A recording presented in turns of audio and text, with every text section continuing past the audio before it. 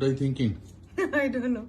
Just trying to concentrate on the camera and see that he gets my focus. After how long are you doing this photo shoot? Oh, photo shoot I do at home, but I do it with my hair that I've bought, which I think is my hair. So what happened? Tell me the story of I called you up for this role in film Signature. It's uncanny. You called me at a time when I'm just getting my infusion and the nurses are standing on me. And I know you're in the USA. So when I see it go Anupam Kher USA number, I was like, he's calling me because it's urgent. You know, because we don't call and chat, hey, what's happening then? Yeah. So I said, let me answer this. So I take it and you start saying that, you know, I want you to do a film. And I say, you know, I would love to do, but can you wait? And you said, no, I can't wait. Why do you want me to wait? And why is there so much noise in your house? And I said, I couldn't lie because all the nurses were around me. So I said, I'm not at home. Where are you? So I'm like, I'm in the hospital. That's not the way I talk. You talk. Huh? That was nice to you. So, no, surprisingly, ever since I lost my hair, I was getting a lot of calls for, you know, like web series and this and that. And I was like, God, why am I getting calls now when I don't even have hair? So I didn't tell them. Okay, so you. But with you, I just can't like not tell you that I don't want to do your film. So I said, okay, and you started rattling off the roll, and he's like, this is, and you like this, and like this, and then you have to pay this, and I was like, okay, are you going to do it? And I was like, yeah, but are you going to do it? So I was like, okay, but I need to talk to you. So then I spoke to you in the night, and I told you that, is it okay if I come to the sets with a wig? And you said, why would you come with a wig? And I said that I've lost my hair, I've just gone through treatment.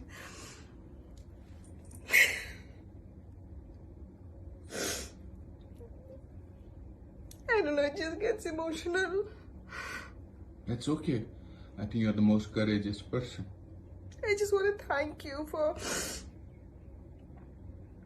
being okay with it, because I thought I should tell you that I'll be wearing a wig, and then you said, why even a wig? Why can't you just do the film just as the way you are? And I said, I don't know if I have the courage. And you said, I think you do. So I just think it's so nice. When did you discover that you have breast cancer?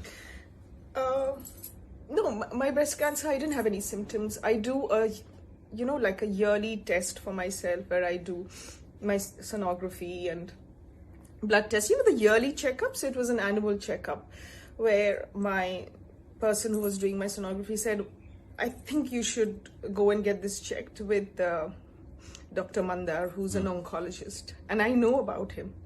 So the minute I heard that, luckily I had a friend with me. I never take anyone with me when I do all these yearly checkups. And so I went and met Dr. Mandar, and he said, we'll do a biopsy, but it doesn't look anything. These are cells which are pre-cancer cells. It's called DCIS. And sometimes they become cancer, sometimes they don't become cancer. So it's up to you. Do you want to remove them? And I said, no. I'm like, take it out.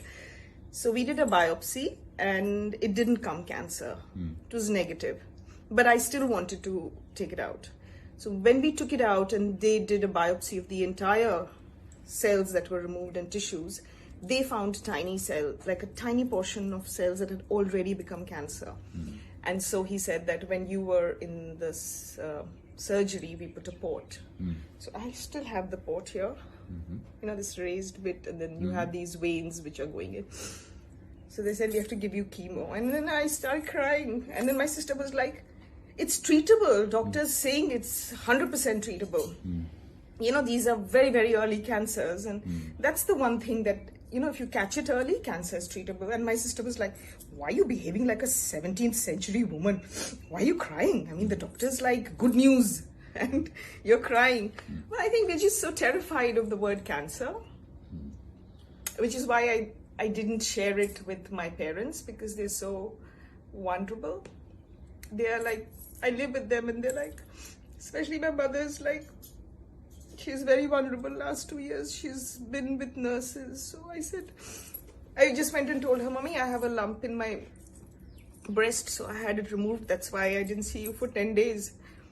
And her blood pressure just went up and down, and she had she was passing out, and then by the evening we had to take her to the hospital. So, what do you feel now?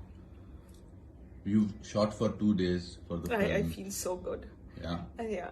So what do you want to tell women who discover suddenly? Because I think I learned from the women. I learned from a lot of women who were coming to chemo, and they were like, oh, I'm going to work straight from here. And I was like, really? Why do you have to work? Doesn't your company give you an off during time? They said, no, they gave us off. It's completely paid for and all. But I don't like to sit at home. I like to work when I'm doing this. It just makes me feel normal. And I was like not the very brave one. I was like, everyone in my family was brave, like my friends and my sister and my brother. And I was like all the time weeping and crying till I met a little boy. I heard his voice, and he gave me strength. And I just looked at him, and during my half chemo, I went just to make conversation with him, and I said, "अरे आपकी दवाई बस इतनी है, मेरी तो इतनी सारी है. इसी से तो ठीक होते हैं." He said that. He was also getting treated for it. इसी से तो ठीक होते हैं. तो I said, हाँ, लेकिन फिर ना मैं बहुत दिन तक ऐसे ही लेटी रहती हूँ, मेरे को बहुत तकलीफ होती है. तो he says, मैं 5 दिन लेटता हूँ बस. उसके बाद तो मैं खेलता हूँ. उसके बाद तो I'm fine, I'm back to myself. So I was like, wow. So Shalam, what I want to tell you is that you are my hero. So she is my hero, and she's fantastic. She's the best thing. He actually said, beautiful. When I said, I don't know if I'll suit, being on the sets like this, he says, we don't have real life heroes, and that's what we're looking for. And you are one of them. So thank you. He's been so supportive. Oh my God. Thank you so much. So much. All those people who are listening to this Mahima Chaudhry, she is the best thing. And she's superb. You need more people like this, because no matter how many people you have holding your hand, it's not enough during times like this. So, I am so grateful to him. So all for of you out. people now have to pray. She's fine by the way. Yeah, I'm fine. I'm totally recovered. Yes. So, and I'm doing well. Thank you. Lots of love. Thank you. Thank you so much. Thank you. Thank you. Cut.